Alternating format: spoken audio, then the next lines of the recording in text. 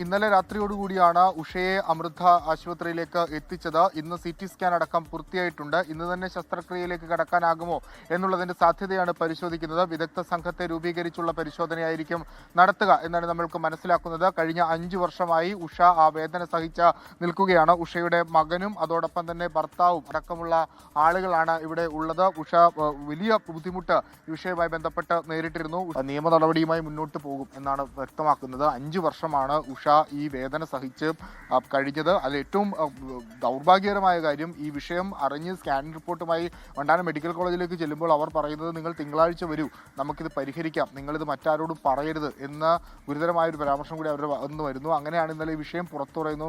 24 ആണ് ഈ വാർത്ത പുറത്തു വിട്ടത്. അതിനുശേഷം KC വേണുഗോപാൽ അടക്കമുള്ള ആളുകൾ ഇടപെട്ടാണ് ഉഷയെ ഈ ആശുപത്രിയിലേക്ക് എത്തിച്ചത്. ഇന്ന് തന്നെ ശസ്ത്രക്രിയയുടെ നടപടികൾ ഉണ്ടാകുമെന്നാണ് നമുക്ക് ലഭ്യമാകുന്ന വിവരം. അതോടൊപ്പം തന്നെ ഈ മെഡിക്കൽ നെഗ്ലിജൻസ് നടത്തിയ ആളുകൾക്കെതിരെ അല്ലെങ്കിൽ അത് വരുത്തിയ ആളുകൾക്കെതിരെ കർശനമായ നടപടി വേണമെന്നാണ് ഉഷയുടെ കുടുംബം പറയുന്നത്. ഉഷയുടെ ഭർത്താവാണ് അല്പസമയം മുമ്പ് നമ്മളോട് സംസാരിച്ചത്. കഴിഞ്ഞ 5 വർഷമായി പ്രകടമായ വേദന ഉഷയ്ക്കുണ്ടായിരുന്നു. പല ഘട്ടങ്ങളിൽ ആശുപത്രിയെ സമീപിച്ചിരുന്നു, പുറത്തെ ആശുപത്രിയിലേക്ക് സമീപിച്ചിരുന്നു. അപ്പോഴും ഇതാണ് വസ്തുത എന്ന് മനസ്സിലാക്കില്ല. ഏറ്റവും ഒടുവിൽ ഒരു MRI സ്കാൻ എടുത്തപ്പോഴാണ് ഈ കത്രിക അതിനകത്ത് ഇരിക്കുന്നത് കണ്ടത്. അതിനുശേഷം ഈ സ്കാൻ റിപ്പോർട്ടുമായി വണ്ടാനം മെഡിക്കൽ കോളേജിലേക്ക് പോയി. പക്ഷേ അവിടെ നിന്ന് അനുകൂലമായ നിലപാടുണ്ടായില്ല. പിന്നീട് വരൂ എന്നൊരു മറുപടി മാത്രമാണ് അവിടെ നിന്ന് ലഭിച്ചത്. അതിനുശേഷമാണ് ഇത് വാർത്തയായതും പിന്നീട് ആളുകളുടെ, രാഷ്ട്രീയ പ്രവർത്തകരുടെ ഒക്കെ ഇടപെടൽ ഉണ്ടാകുന്നത്. ഇതിലൊരു അടിയന്തര നടപടി വേണമെന്ന ആവശ്യം കൂടി ഉഷയുടെ കുടുംബം പങ്കുവെക്കുന്നുണ്ട്. ഇന്ന് രാവിലോടുകൂടി ഉഷയുടെ ശസ്ത്രക്രിയയുമായി ബന്ധപ്പെട്ട കാര്യങ്ങളിൽ ഒരു വ്യക്തത വരുമെന്നാണ് മനസ്സിലാക്കുന്നത്. നിലവിൽ ഉഷ ഇവിടെ അമൃത ആശുപത്രിയിലെ എമർജൻസി വിഭാഗത്തിലാണ് ഉള്ളത്. നമ്മൾ പ്രതീക്ഷിക്കുന്ന മകനും അകത്തുണ്ട്. മകനാണ് ബൈസ്റ്റാൻഡർ ആയിട്ടുള്ളത്. CT സ്കാൻ അടക്കം പൂർത്തിയായിട്ടുണ്ട്. ഇനി സർജറിയിലേക്ക് കടക്കുക എന്നുള്ളതാണ് ഏറ്റവും അടുത്ത നടപടി. അത് ഇന്ന് തന്നെ രാവിലെയോടുകൂടി തന്നെ അതിന്റെ തീരുമാനം ഉണ്ടാകും. വിദഗ്ധ സമിതി രൂപീകരിച്ചായിരിക്കും ഉഷയുടെ ശസ്ത്രക്രിയ അടക്കം നടത്തുക.